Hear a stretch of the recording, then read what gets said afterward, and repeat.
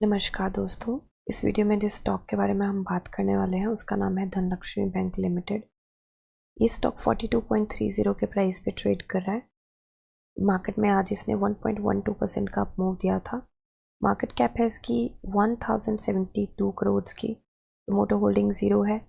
Book value 38 है। Dividend ये stock देता नहीं है एंड फेस वैल्यू 10 है। फंडामेंटल वीडियो मैं ऑलरेडी बना चुकी हूँ, प्लेलिस्ट में ऐड कर दूँगी, आप देख सकते हैं। अभी के लिए शॉर्ट में देखें तो ये स्टॉक अभी 50 DMA के नीचे एंड 200 DMA से ऊपर ट्रेड कर रहा है। होपफुली जल्दी ही हमें यहाँ पे गोल्डन क्रॉस देखने को मिलेगा 50 DMA एंड प्राइस का। अभी के लिए पी रेशो अगर हम चेक करें तो पी रेशो मीडियन से छोटी सी ऊपर है, इतनी कोई दिक्कत की बात नहीं है। ये 5 ईयर्स के टाइम स्पैन पे है एंड 1 मंथ के टाइम स्पैन पे देखें तो मीडियन भी चेंज हो चुका है एंड मीडियन से बहुत ही ज़्यादा छोटू सी ऊपर है, तो कोई परेशानी की बात नहीं है।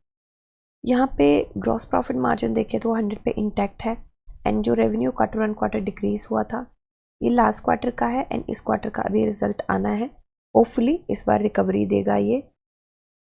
अभी के लिए चलते हैं हम इसके चार्ट पे ये स्टार्ट करने से पहले I really apologise for my voice. थोड़ी सी मेरी तबीयत ख़राब है पिछले 1-1.5 हफ्ते से, तो मेरी आवाज़ काफ़ी ख़राब है इस टाइम पे, तो सो बेयर विद मी।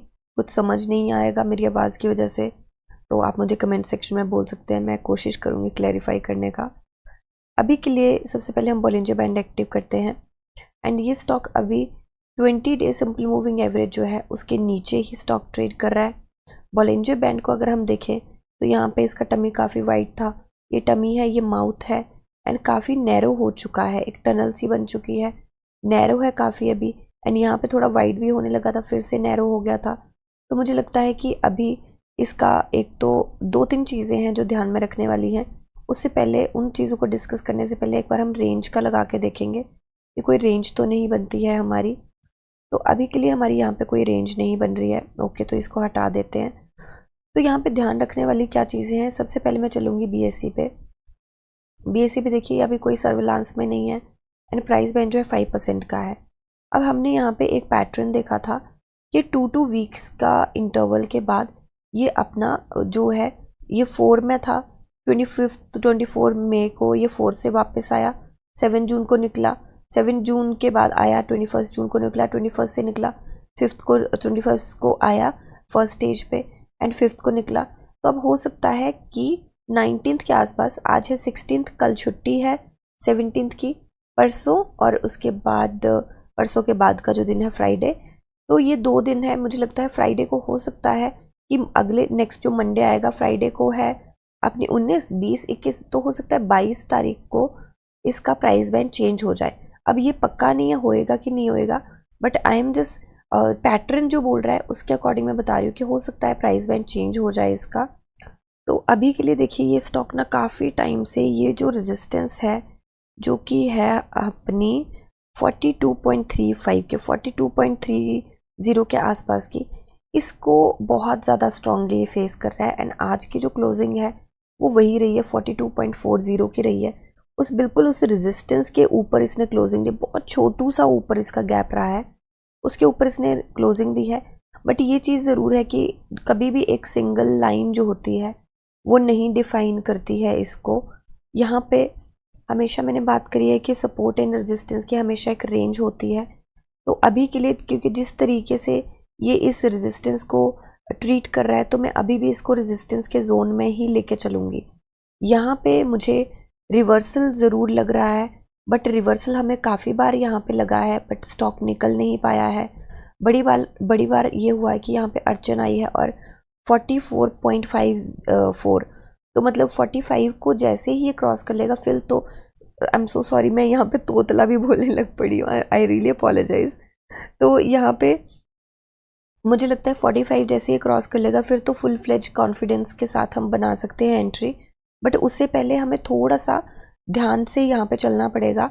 तब तक के लिए काफ़ी ज़्यादा यहाँ पे रह जाता है, वैसे तो काफ़ी ज़्यादा गैप पड़ेगा यहाँ पे, लगभग 5% का बनता है यहाँ पे। अगर वॉल्यूम के ऊपर आपको पता है काफ़ी चीज़ें डिपेंड करती हैं, तो अभी फ्रेश एंट्री की अगर यहाँ पे बात करें तो यहाँ पे बाई का ज़रूर बनता है एंड मुझे भी लगता है क्योंकि अभी प्राइस बैंड भी होपफुली चेंज होने वाला है तो मुझे लगता है कि यहाँ पे थोड़ा सा बाइंग अपॉर्चुनिटी डेफिनेटली बनती हुई दिख रही है यहाँ पे। एंड स्टॉक अभी तो बुलिश पैटर्न में नहीं आया है कॉन्फिडेंस के साथ, बट मुझे लगता है जल्दी ही बुलिश पैटर्न में ये आ सकता है। आज का जो वॉल्यूम है, कल जो वॉल्यूम रहा था 1.31 मिलियन का रहा था, आज वॉल्यूम जो है वो 1 मिलियन के आसपास भी नहीं आया एनएससी पे, उससे भी कम रहा है। तो वॉल्यूम की काफ़ी ज़्यादा ज़रूरत यहाँ पे रहेगी स्टॉक को निकलने के लिए, क्योंकि अगर देखा जाए तो यहाँ पे हिकअप्स, हर्डल्स बड़े सारे हैं, बैरियर्स बहुत सारे हैं, जिनको ये स्पीड ब्रेकर बहुत सारे हैं जिनको इसको क्रॉस करना पड़ेगा। तो 5% के बैंड के साथ तो ये थोड़ा सा मुश्किल है। देखो, जिस स्टॉक ने निकलना होता है वो तो 5 पे भी अपर सर्किट में लॉक हो जाता है अब एक साल के लिए, बट अभी इसका मार्केट कैप भी थोड़ा कम है एंड बड़ी सारी चीज़ें होती हैं कि स्टॉक निकल नहीं पा रहा। तो अभी मुझे लगता है कि थोड़ा सा अकोमुलेट करने का जोन अभी क्रिएट हो रहा है डेफिनेटली। एंड ये जो है हमारे इस मंथ के एंड के टारगेट हैं, 50 के टारगेट हम लेके चले हुए हैं एंड इसको अचीव करने के लिए हमें 18-19% के आसपास के मूव की ज़रूरत है। एंड मुझे लगता है कि यहाँ तक जा सकता है, पर मैं इसको फिर भी रिवाइज करके चल रही हूँ क्योंकि ये जो रेजिस्टेंस है ना काफ़ी स्ट्रॉन्ग रहेगी, तो मैं यहीं का लेके चल रही हूँ। तो मुझे लगता है 48 एंड 50 के बीच में ये स्टॉक ट्रेड करता हुआ दिखेगा, तो 15% के मूव की उम्मीद में लेके चल रही हूँ।